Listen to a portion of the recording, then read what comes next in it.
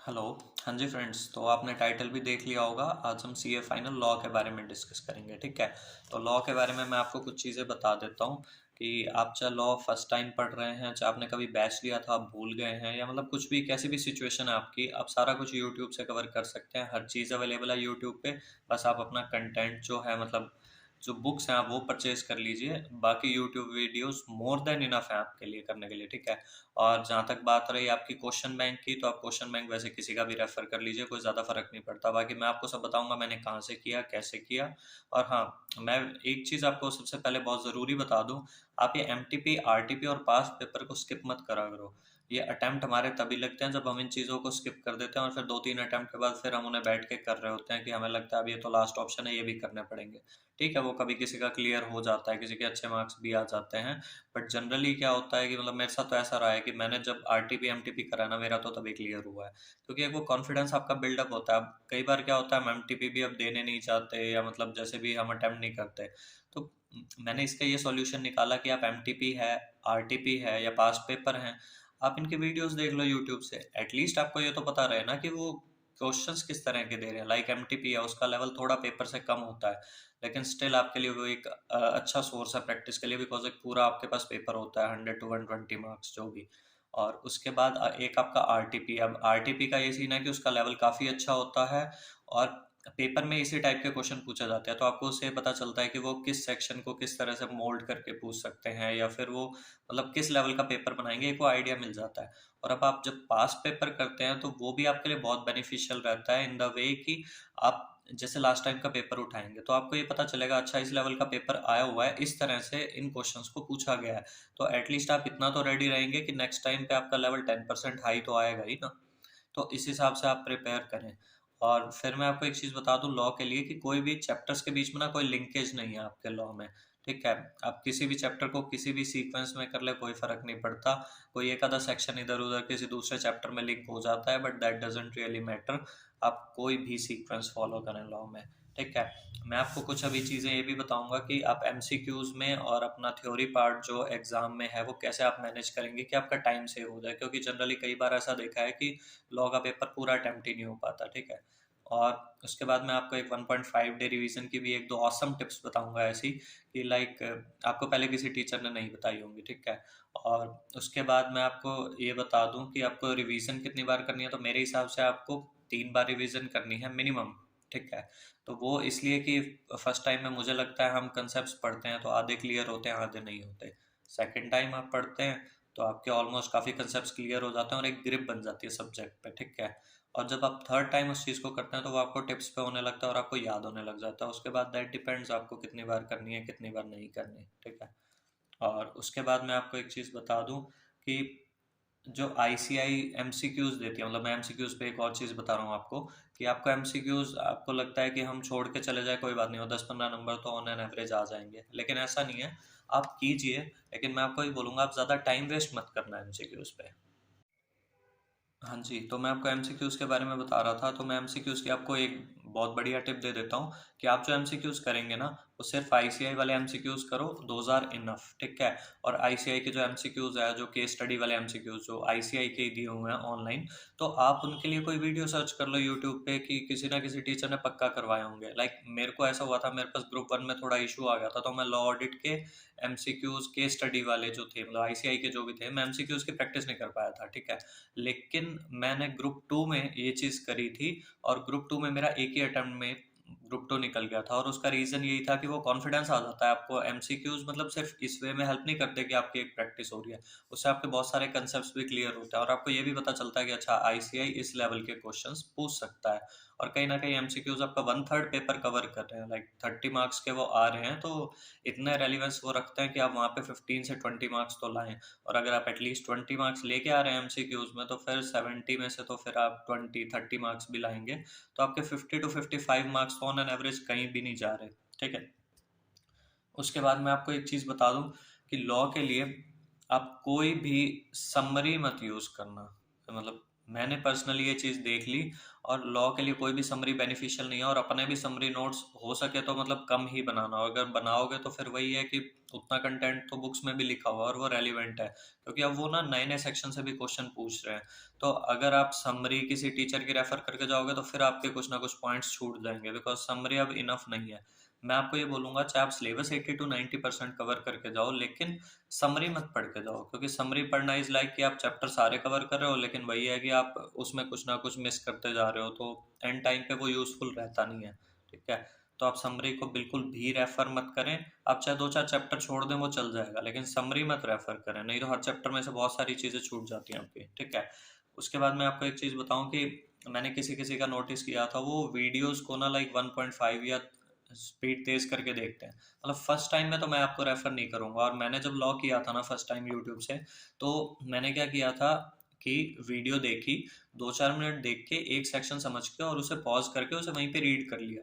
Questions आप साथ के साथ करें ना करें क्वेश्चन बैंक से, दैट डजेंट मैटर, लेकिन आप ना मतलब जब आप वीडियो देख रहे हैं तो उसको बहुत स्लो करके देखो। लाइक नॉर्मली वीडियो को 2 4 मिनट देखा फिर पॉज कर दिया, उससे क्या है कि आप साथ साथ पढ़ते रहोगे तो आपको वो चीज़ क्लियर हो जाएगी, बिकॉज आपने अभी सुना है कि जो मैम है या सर हैं उन्होंने क्या बोला है उस सेक्शन के बारे में, और फिर वो आपका रिकॉल हो जाएगा, पढ़ते ही समझ में आ जाएगा। अब आप एक ही बारे में, अगर आप फर्स्ट टाइम कर रहे हैं और आप एक ही बारे में वीडियो ही सुनते जा रहे हैं, और फिर पूरी वीडियो खत्म होने के बाद अगर वो कंटेंट पढ़ रहे हैं, तो आई थिंक आपको ये ज़्यादा याद नहीं रहेगा कि टीचर ने क्या बोला था हर सेक्शन के बारे में। ठीक है, और उसके बाद मैं आपको एक दो चीज़ें बता दूं पेपर के बारे में, दो मोस्ट इंपॉर्टेंट टिप्स आपको मैं पहले ही दे दूं। हैंड राइटिंग आपकी बिल्कुल भी मैटर नहीं करती, चाहे वो थ्योरी पेपर है चाहे वो प्रैक्टिकल पेपर है। ठीक, थ्योरी पेपर में तो मतलब मैंने ऐसे ऐसे बच्चों के मार्कशीट देखे हैं, उनके 80 मार्क्स हैं और मतलब काफ़ी अच्छे मार्क्स हैं, बट द थिंग इज कि वो फर्स्ट क्वेश्चन फर्स्ट लाइन से ही मतलब आप ऐसा लिखो ना, इवन मैंने पर्सनली भी यही करा था, तभी मेरा बहुत टाइम सेव हुआ था। हम आज तक यही सोचते आए हैं कि अरे स्टार्टिंग में हैंड राइटिंग थोड़ी अच्छी लिखें, अभी पेपर स्टार्ट कर रहे हैं तो चेक करने वाला क्या सोचेगा। नहीं भैया नहीं, पहली ही लाइन से पेलना शुरू कर दो, इतनी स्पीड से लिखो, कोई फर्क नहीं पड़ता। बस ये है कि आपका पेपर पूरा होना चाहिए, और उनको हैंडराइटिंग से बिल्कुल भी फर्क नहीं पड़ता। आपकी प्रेजेंटेशन थोड़ी अच्छी होनी चाहिए बस, कि आप मतलब पैराग्राफ बना रहे हो, थोड़ा लाइन दे के लिख रहे हो या उस तरह से, मतलब प्रेजेंटेशन पे आप थोड़ा वर्क कर सकते हैं कि आप बुलेट्स डाल रहे हैं या मतलब किस तरह से पॉइंट्स में आंसर कर रहे हैं, वो एक अच्छी चीज़ है। लेकिन इस चीज़ पे बिल्कुल मत जाना आपकी हैंडराइटिंग कैसी आ रही है कैसी नहीं आ रही है, उनको घंटा फर्क नहीं पड़ता। ठीक है, दूसरी चीज़ मैं आपको बता दूं, एक बहुत बच्चों को ये डाउट रहता है कि क्वेश्चंस की हम सीक्वेंस का मतलब किस तरह से करें। हाँ जी, तो क्वेश्चंस की सीक्वेंस के बारे में मैं आपको ये बता रहा था, जैसे एक होता है कि अब मान लो आपके पास पेपर आ गया, ठीक है, अब थ्योरी वाला पेपर आप अटेम्प्ट करना स्टार्ट कर रहे हो, आप लिखने लगे, तो आपको लगता है कि फर्स्ट क्वेश्चन तो मेरे को आता ही नहीं, कोई बात नहीं छोड़ दिया। आपको लगता है सेकंड क्वेश्चन का एक ही पार्ट आता है मेरे को, जैसे सेकंड क्वेश्चन का बी पार्ट आता है, तो कोई बात नहीं सेकंड क्वेश्चन का बी पार्ट करो। नेक्स्ट ही जैसे आपका वो खत्म हुआ, आपको लग रहा है अब सेकंड क्वेश्चन में और कोई पार्ट नहीं आता मेरे को, तो थर्ड का सी आता है, तो आप थर्ड का सी पार्ट कर दो। अब फिर आपको लगे कि नहीं मेरे को तो फोर्थ का भी एक ही पार्ट आता है, तो फोर्थ का अगर ए पार्ट आता है फॉर एग्जांपल, तो आप फोर्थ का ए कर दो। मतलब ऐसा नहीं होता कि आप एक क्वेश्चन, मान लो आपने अगर थर्ड क्वेश्चन स्टार्ट किया है तो आपको उसके सारे पार्ट सीक्वेंस वाइज ही करने हैं, या आपको क्वेश्चन के नंबर सीक्वेंस वाइज करना है, किसी चीज़ की कोई सीक्वेंस से कोई मैटर नहीं करता। और मैं आपको ये इसलिए बता रहा हूँ, इससे ना बहुत टाइम सेव होता है पेपर में। लाइक आप जैसी थ्योरी अटेम्प्ट करने लगे ना, आप ऊपर ऊपर से देख लो कि आपको 3 4 5 क्वेश्चन कोई अगर दिख जाए ना कि ये 4 4 नंबर 5 5 नंबर इस तरह से आते हैं ये मेरे को हर एक क्वेश्चन के अंदर। ठीक है, तो उनको सबसे पहले कर दो, उससे आपको बहुत बेनिफिट मिलता है, पेपर में कॉन्फिडेंस आ जाता है। ठीक है, और बाकी इसके बारे में मैं आपको अच्छे से थोड़ा लेट बताऊंगा, जब मैं आपको एमसीक्यूज के बारे में भी बताऊंगा कि पेपर में किस तरह से टाइम मैनेज करना है, तो आपके लिए बहुत बेनिफिशियल टिप्स रहेंगी। अब हम अपने मेन उसके लॉ के चैप्टर्स वाले पार्ट पे आ जाते हैं। मैं आपको थोड़ा सा चैप्टर्स के बारे में बताऊंगा, लाइक एक ओवरव्यू दूंगा कि कौन सा चैप्टर आप स्किप कर सकते हैं, या फिर आपको कौन से चैप्टर्स मेनली एग्जाम में करके जाने हैं, जिससे आप अच्छे मार्क्स सिक्योर कर पाएंगे, और आपका सिलेबस भी मतलब इतने अच्छे से कंप्लीट हो जाएगा ना कि आपको कॉन्फिडेंस रहेगा आपके 50 to 55 मार्क्स तो कहीं भी नहीं जा रहे हैं। ठीक है, हाँ जी, तो सबसे पहले मैं आपको बता दूं, एक डायरेक्टर चैप्टर के बारे में मैं आपको एक चीज़ बता दूं कि लॉ में ना हर टीचर ये ज़रूर बोलता है डायरेक्टर चैप्टर आप कर लो। आप किसी का भी एबीसी एनालिसिस उठा के देखना, दे विल से कि आप डायरेक्टर चैप्टर कीजिए, वो आपका 30 मार्क्स आता है। उसके बाद वो आपको बोलेंगे कि आप आईबीसी का चैप्टर कर लो, वो 10 मार्क्स का आता है। तो डायरेक्टर के 3 चैप्टर हो गए 30 मार्क्स, मतलब on an average 10 marks each, ठीक है। और उधर से आईबीसी, तो दे विल से कि आपके 4 चैप्टर मिला के आपके 40 मार्क्स कवर हो रहे हैं, पास तो आप यहीं से हो जाते हो। आगे का मैं आपको बताता हूँ कौन सा करना है कौन सा नहीं करना। वैसे काम नहीं चलता एक्चुअली। मैंने ये नोटिस किया कि मैंने बहुत सारे टीचर्स के रिव्यूज़ देखे, या मतलब वो किस तरह से बताते हैं, क्या स्ट्रेटेजी वो रखते हैं पेपर की। लेकिन मुझे ये चीज़ बहुत वाहियात लगती है कि मतलब उनको ये नहीं पता कि हम जो चीज़ बता रहे हैं, मतलब उससे बच्चों के अल्टीमेटली मार्क्स आ रहे हैं, या इवन कई बच्चे तो फेल हो जाते हैं उस चीज़ पे ध्यान देके। मतलब होता क्या है, वो 1.5 दिन में जब रिवाइज कर रहे होते हैं पूरा डायरेक्टर पे लगे रहते हैं, और फिर वो पेपर में जाके और कुछ उन्हें आता नहीं होता, और किसी चीज़ पे वो ज़्यादा टाइम देते नहीं, तो वो फेल हो जाते हैं। तो मैं आपको एक चीज़ बता दूं, डायरेक्टर से मैं एग्री करता हूँ कि वो 30 मार्क्स का आता है, ठीक है। बट मेनली एक चीज़ ये होती है कि अब वो 30 मार्क्स का तो आ रहा है, लेकिन अगर आपने ऑडिट में भी देखा हो तो ऐसा होता है, ऑडिट में स्टैंडर्ड्स भी अराउंड 30 मार्क्स तो आते हैं, लेकिन पेपर में आप कभी अपना पेपर निकलवा के देखना, अगर आप फेल हुए ऑडिट में तो, या कभी आपने नोटिस किया हो किसी अपने फ्रेंड का जो फेल हुआ है, तो आपके 30 मार्क्स में से वहाँ पेपर में 3 नंबर भी लेने मुश्किल हो जाते हैं। सेम गोज फॉर डायरेक्टर, ठीक है। आप थोड़ा बहुत लॉ है तो वो आप लिख लेते हैं, कोई कोई क्वेश्चन आपको आता होता है, लेकिन वहाँ पे ना डायरेक्टर में होता क्या, अल्टीमेटली 30 में से आपका 10 मार्क्स भी अगर आपको लेने हैं ना, सिक्योर करने आपको बहुत मुश्किल पड़ते हैं, क्योंकि वो डायरेक्टर के क्वेश्चन बहुत गंदे बना के देते हैं। मतलब वो इस लेवल के क्वेश्चन देते हैं ना आपको डायरेक्टर के, कि आपको ये नहीं समझ में आता मैं इसमें कौन सा सेक्शन लगाऊं। कई बार आप सेक्शंस में कंफ्यूज हो रहे हैं, कभी उसमें कुछ कैलकुलेशंस होती हैं तो आप वहाँ कंफ्यूज हो जाते हैं कि कब कौन सा डायरेक्टर जा रहा है कौन सा आ रहा है, रोटेशन वगैरह के क्वेश्चंस में आप वहाँ बहुत कंफ्यूज हो जाते हैं। तो मेरी पर्सनली आपको ये एडवाइस रहेगी, आप चैप्टर्स अच्छे से कीजिए डायरेक्टर के, नो डाउट। उनसे केस स्टडीज भी आती हैं, वो भी मतलब इसलिए आपको डायरेक्टर चैप्टर ऑब्वियसली वो 30 मार्क्स आ रहा है, तो उसमें एमसीक्यूज और वो थ्योरी पार्ट मिला के सब 30 मार्क्स है। आप उसे अच्छे से करें, लेकिन जो वो आपका 1.5 डे होता है ना, उसमें उस पर ज़्यादा ध्यान मत दें, क्योंकि अल्टीमेटली ना मैंने वहाँ चीज़ नोटिस करी कि डायरेक्टर के अलावा जो अदर चैप्टर्स है ना, वो आपके पेपर में बहुत स्कोरिंग रहते हैं। मतलब उनसे बहुत सीधे सीधे क्वेश्चन आते हैं, चाहे आपका कोई भी आप और चैप्टर उठा लो, ऑलमोस्ट उनसे क्वेश्चन जो आपके आते हैं ना वो बहुत इजी होते हैं as compare to your directors chapter. तो मेरा ये ट्रिक रहता था, पर्सनली मैंने ये देख लिया था कि डायरेक्टर के तो मुझसे सॉल्व होने नहीं है क्वेश्चन इतना इजीली, तो मैं अदर चैप्टर्स पे बहुत फोकस किया, ठीक है। हाँ जी, तो मैं आपको बाकी चैप्टर्स के बारे में ही बता देता हूँ। जैसे मेरा अटेम्प्ट जनवरी 21 था, ठीक है। उस टाइम पे वाइंडिंग अप का जो चैप्टर था और जो ये फेमा का चैप्टर था, मैं ये 2 चैप्टर स्किप करके जाता था। But I think at that time ना हमारे ये जो चैप्टर्स थे, सैबी हो गया और सरफाइसी हो गया, ये चैप्टर्स भी सिलेबस में थे। बट जहाँ तक मुझे याद है तो जनवरी 21 के अभी अटेम्प्ट के बाद इन्होंने 2 चैप्टर्स कट कर दिए हैं, एक सैबी वाला चैप्टर और एक सरफाइसी वाला चैप्टर, ठीक है। तो फिर तो आपका वाइंडिंग अप और फेमा इंपॉर्टेंट हो जाता है। बट मेरा कहने का क्रक्स ये है कि जो मतलब आपके ओवरऑल जो सिलेबस में चैप्टर्स है ना, मैं उनमें से कुछ कुछ चीज़ें छोड़ जाता था। जैसे मैंने आपको बता ही दिया, मैं वाइंडिंग अप छोड़ गया, फेमा छोड़ गया, तो उससे क्या होता है ना कि फॉर एग्जांपल आपका फेमा मान लो आ रहा है 6 नंबर का, आ रहा है आपका 10 नंबर का आ रहा है, तो आपका पेपर 120 नंबर का आता है, तो इट डजेंट मैटर। और इवन होता तो ऐसा है कि हम पेपर में चाहे सारा सिलेबस भी कर जाए, हम अटेम्प्ट ही नहीं कर पाते पूरा, कभी हमें टाइम नहीं लगता। तो इसलिए मुझे लगता है आपको 80 to 90% सिलेबस करना चाहिए, वो ज़्यादा बेनिफिशियल है रेदर देन आप हर चैप्टर में घुसें। बिकॉज आप हर चैप्टर को कर तो लेते हैं एक बार, लेकिन जब वो 1.5 डेज में अगर वो चैप्टर रिवाइज नहीं हुआ तो वो आपका फुल वेस्ट है। तो इसलिए आप इतना रिस्क तो लेंगे ही ना कि आप 1-2 चैप्टर अपने स्किप करके जाएं, वो बहुत बेनिफिशियल रहता है। चाहे उससे कंपलसरी क्वेश्चन आ रहा है नहीं आ रहा है, इट डजेंट मैटर। कोई कोई चैप्टर ऐसा होता है आपका इंटरेस्ट ही नहीं होता उसमें, तो फिर उसे किस लिए करना है, ठीक है। अब जैसे मैं आपको बता रहा था कि डायरेक्टर जो चैप्टर है उसमें आप पहले तो बहुत अच्छे से फोकस करें, लेकिन 1.5 डेज में उसे ना थोड़ा बाद में रखें। जैसे फॉर एग्जांपल आपके इंस्पेक्शन चैप्टर है, कॉम्प्रोमाइज ऑपरेशन मिसमैनेजमेंट, ये चैप्टर्स आपके काफ़ी इंपॉर्टेंट है। मतलब important in the sense chapters आपके सारे इंपॉर्टेंट है, लेकिन ये चैप्टर ना बहुत इजी पढ़ते हैं थोड़े, मतलब इतने बड़े भी नहीं हैं। और इजी इन द सेंस कि इनसे जो क्वेश्चन आते हैं ना वो आपके वो काफ़ी इजी क्वेश्चंस आते हैं, तो आप वो पेपर में बहुत इजीली अटेम्प्ट कर लेते हैं। और आपका जैसे फॉरेन कंपनी का चैप्टर हो गया, one of the most important chapters, ये हर बार पेपर में आता ही आता है क्वेश्चन। मिसलेनियस का आपका चैप्टर है, उसमें से भी क्वेश्चन आ रहा है। इवन मिसलेनियस का आपका एक पार्ट है, एक 247 रजिस्टर्ड वैल्यूअर है और 248 से 252 के भी सेक्शंस हैं। तो वो सेक्शंस आपके मोस्ट इंपॉर्टेंट सेक्शंस हैं, वो 5 सेक्शंस, ठीक है। और उसके बाद आपका कौन सा आ गया, स्पेशल कोर्ट हो गया, एनसीएलटी हो गया, ये आपके छोटे छोटे चैप्टर्स हैं। उसके बाद एक आपका आ गया सेबी सिक्रा, सेबी आई थिंक कट हो चुका, तो एक आपका SCRA आ गया, सिक्योरिटीज कॉन्ट्रैक्ट रेगुलेशन एक्ट, ये भी आप करके जाएं। इससे भी क्वेश्चन आ ही जाता है मोस्ट प्रोबेबली। पीएमएलए का आपका चैप्टर है, जब अब हम इकोनॉमिक या अलाइड लॉ की तरफ आ जाते हैं, तो जो पीएमएलए वाला चैप्टर है वो आपका मोस्ट इंपॉर्टेंट चैप्टर है। उससे आप पेपर उठा के देख लो, आपको ऑन एन एवरेज 2 क्वेश्चन मिल जाएंगे। इतना स्कोरिंग चैप्टर है, मतलब मैं उसकी एक एक लाइन ऐसे घोट के पी जाता था कि मैं इवन ना ये भी मार्क कर लिया था मैंने कि कौन कौन से सेक्शंस ऐसे हैं, मतलब ये लॉ के लिए, पूरे लॉ के लिए एक टिप है कि आप कोई भी मतलब सेक्शन पढ़ें, उसके बाद क्वेश्चन बैंक से उसका क्वेश्चन देखें। जिन सेक्शंस पे क्वेश्चन बैंक में क्वेश्चन नहीं है ना, वो आपके लिए मोस्ट इंपॉर्टेंट हो जाते हैं।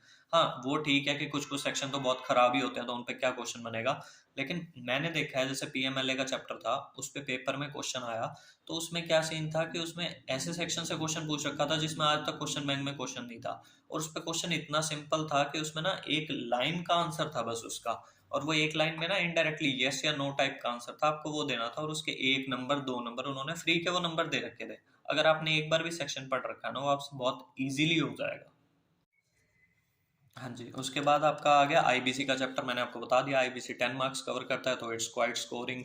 और उसके बाद आपका आ गया FCRA, foreign contract regulation act. तो ये वाला चैप्टर भी अच्छा है, और ये मैं प्रेफर करूंगा कि आप जो एग्जाम डे वाला दिन है ना, उस दिन आप सुबह इसको एक बार रिकॉल जरूर कर जाएं। उससे पहले आप 1.5 दिन में पढ़े ना पढ़े, लेकिन एग्जाम वाले दिन सुबह जरूर कर जाएं। इसमें मतलब इस चैप्टर से भी क्वेश्चन आता है, और डायरेक्ट ही क्वेश्चन आता है ऑलमोस्ट, तो ज़्यादा मुश्किल नहीं रहता अटेम्प्ट करना। थोड़ी वैल्यूज़ वगैरह इसमें है, लिमिट्स वगैरह, तो थोड़ा रिकॉल हो जाता है, आप एंड टाइम पे रिकॉल करके जाएं। एक आर्बिट्रेशन एंड कंसिलिएशन है, ये चैप्टर बहुत इजी है, बट ये डिपेंड करता है, मेरे से ऑलमोस्ट स्किप ही हो गया था ये चैप्टर, ऊपर ऊपर से देख गया था, क्योंकि हुआ क्या था, चैप्टर तो बहुत ईजी है लेकिन इसमें कंटेंट काफ़ी सारा है, और क्वेश्चन का ये रहता है कि क्वेश्चन आए ना आए कोई गारंटी नहीं है, ठीक है।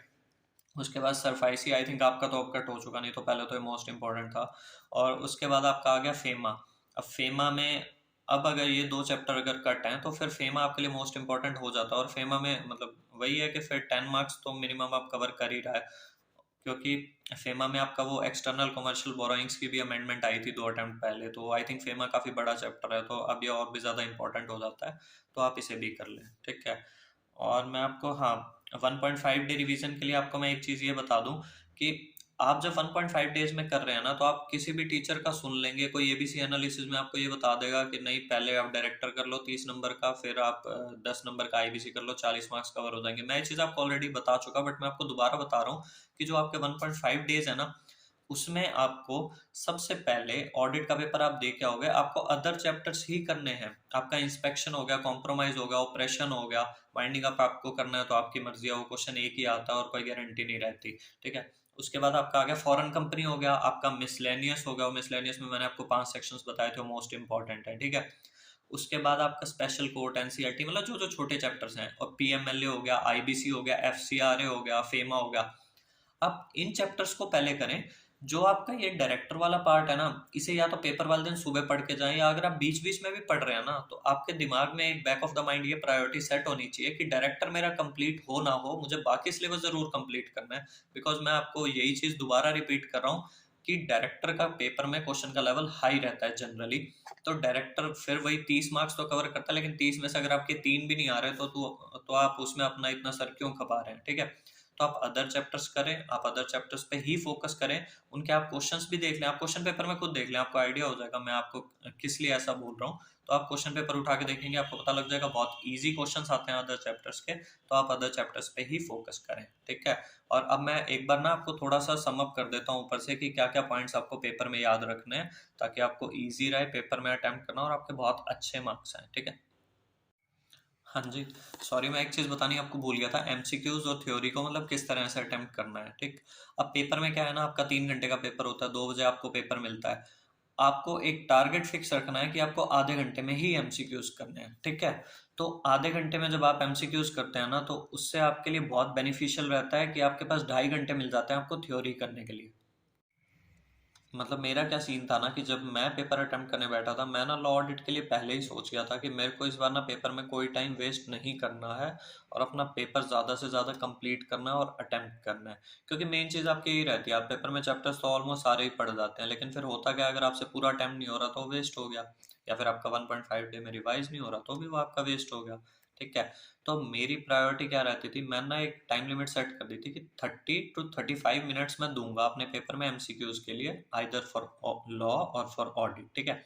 तो जब आप 30 to 35 मिनट्स का एक टारगेट सेट कर लेते हैं ना कि 2:30 बजे मैं अपना थ्योरी पार्ट स्टार्ट कर दूंगा, उसका सबसे मेन बेनिफिट ये रहता है कि आपने आधे घंटे में आपके 30 मार्क्स कवर हो गए। और जनरली होता क्या है ना, जो क्वेश्चन आपको आते हैं ना, चाहे वो 1 नंबर का है चाहे वो 2 नंबर का, अगर आपको आते हैं आप 2-2 मिनट में कर दोगे। और अगर आपको वो नहीं आता ना, तो आप उसमें फिर लेके बैठे रहोगे और फिर आपको सारे ऑप्शन एक जैसे ही लगेंगे। तो फिर इतना टाइम वेस्ट करने का उसमें फायदा है नहीं। आप मैक्सिमम हाफ एन आवर दीजिए और आप 2:30 बजे तक का आप एक टारगेट रखिए कि आपको ऐसा लगना चाहिए 2:30 बजे वो मेरे से एमसीक्यू की शीट ले लेंगे। आप उसी स्पीड से वो एमसीक्यूज भी अटेम्प्ट करें। ठीक है। और उसके बाद क्या है, आपको 2.5 घंटे मिलेंगे पेपर अटेम्प्ट करने के।